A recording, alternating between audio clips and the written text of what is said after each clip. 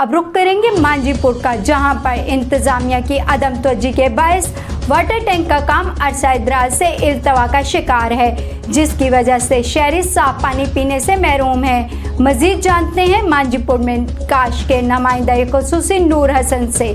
जी नूर हसन, तफसीलात से आगाह कीजिएगा। तहसील हेडक्वार्टर सिटी मांझीपुर में मीठे पानी और साफ़ पानी की अदम फराहमी की वजह से यहाँ के शहरी खारा और मुज़र सेहत पानी पीने पर मजबूर हैं। कसीर आबादी वाला कदीम शहर भी मुंतखब हुकाम की अदम दिलचस्पी की वजह से इस सहूलत से महरूम है।